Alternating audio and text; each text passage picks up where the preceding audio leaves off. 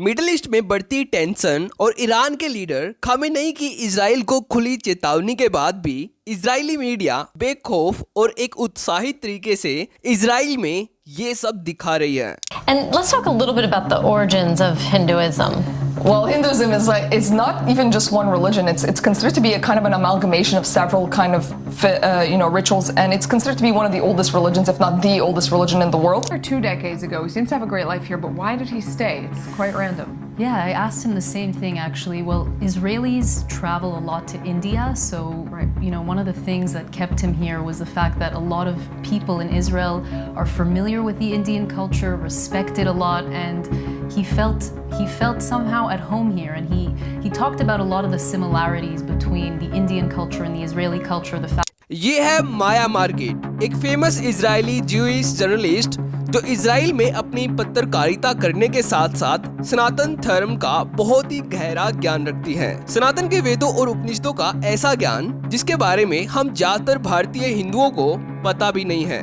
तो हुआ कुछ ऐसा जब इजरायली मीडिया i24 न्यूज की एक अमेरिकन जर्नलिस्ट के द्वारा इनको सनातन धर्म पर चर्चा करने के लिए इनवाइट किया गया, और यहाँ पर इस अमेरिकन जर्नलिस्ट ने जब इनसे ये पूछा कि माया हमें ये बताओ कि हिंदू धर्म की उत्पत्ति कैसे और कब हुई। Festivities can go on for about a week. Sometimes there's days of preparation ahead of that special day for cleaning and everything that has to be prepared. There's also mango leaves that are prepared for this holiday because mangoes are considered to be a sign of good fortune and good luck. And let's talk a little bit about the origins of Hinduism.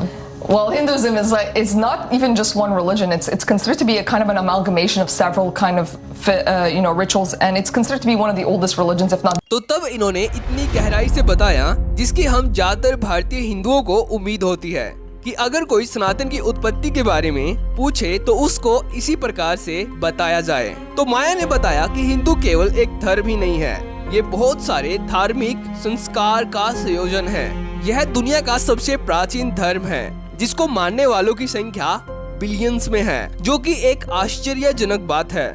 Basically scholars कहते हैं कि हिंदू धर्म Indo Aryan tradition की अलग अलग संस्कृति से मिलकर बना है, लेकिन हिंदू धर्म को समझने के लिए ये पर्याप्त नहीं है क्योंकि यहाँ पर क्रिश्चियनिटी और जूडाइज्म की तरह हिंदू धर्म का कोई संस्थापक नहीं है, क्योंकि हिंदू धर्म इन मजहबों की तरह नहीं है। यह धर्म और कर्म के नियमों पर चलने वाला दुनिया का एकमात्र धर्म है, लेकिन फिर भी हिंदू धर्म का इतनी आसानी से वर्णन नहीं किया जा सकता है क्योंकि ये इतना सरल प्रकार का धर्म नहीं है। और हिंदू धर्म में अनेकों प्रकार के धर्म शास्त्र हैं, लेकिन इनमें से मुख्य तौर पर वेद, उपनिषद और भगवत गीता है।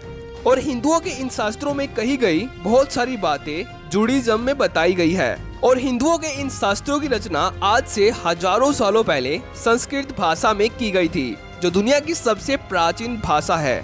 तो यही सब चीजें हिंदू धर्म को एक रिच कल्चर और एंशिएंट कल्चर बनाती है। It's the world's third largest religion, 1.15 billion people or something like that. Wow. So quite big, But they basically, scholars are saying that it's a fusion of different cultures coming from the Indo-Aryan traditions, from the Vedic religions, but not just that.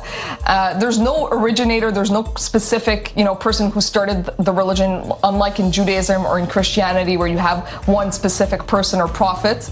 In Hinduism, it's not like that at all. It's kind of a way of life, and it has many different rituals based on several themes, including karma, the belief. This is similar to Buddhism. Right. So it's kind of hard to describe it and summarize it into one neat little sentence because it's really not a simple kind of religion at all. Right. And the texts for Hindus, what's their kind of central text? So they have several major scriptures. They have the Vedas, the Upanishads, the Bhagavad Gita, and the Agamas.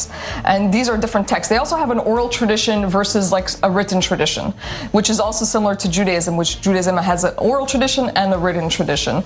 And these texts go back thousands and thousands of years. They're based, as I said, on Indo-Aryan scriptures and legends. You have many different things in Sanskrit, one of the oldest languages in the world. It's quite a rich culture, an ancient culture, but not one that you can simplify into an easy, kind of clean statement. Well, you've given us a fantastic overview, right. Maya. Thank you so much. All right, we're going to take a quick... लेकिन दोस्तों केवल इतना ही नहीं, बल्कि Israeli media हिंदुओं और यहूदियों के भाईचारे और सनातन और जूडाइज्म में समानताओं को इजरायली ज्यूइश को दिखाने के लिए अपने इजरायली मीडिया चैनल्स में ऐसे इवेंट्स ऑर्गेनाइज्ड करती रहती है, जैसे कि आप ये वीडियो देखिए। We're back here with Brief Encounters. Like every Monday and Friday, Leah Bal is here with a story, with conversations with the people who make up this corner of the world. Leah, thanks very much for being here.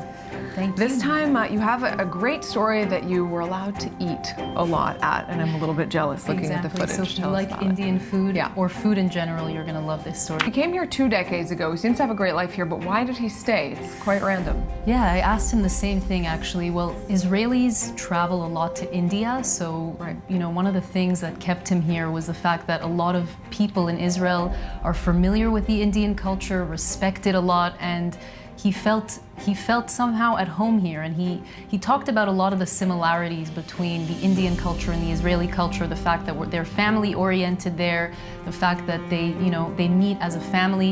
But one thing he said was that he expected that in Israel they would be very, very family oriented, but it's only really on Friday nights, which is the Jewish holiday of Shabbat, which a lot of Israelis celebrate, that the family comes together. And in India, it's 10 times more. Every single activity, every single event is done with the family. He described his aunts congregating in the kitchen and ये video है Israel के i24 news के द्वारा ही Hindu culture के ऊपर किए गए एक इवेंट की, जिसका इन्होंने टाइटल रखा Why are Jews interested in Hindu culture and India?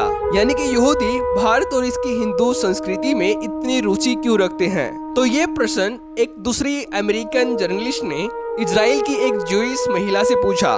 तो तब इन्होंने ये बताया कि इजरायली भारत में बहुत ही ज्यादा यात्रा करते हैं, और इसका तथ्य ये है कि इजराइल में ज्यादातर यहूदी भारत की हिंदू संस्कृति से भली भांति परिचित है और हिंदुओं के प्रति सम्माननीय है।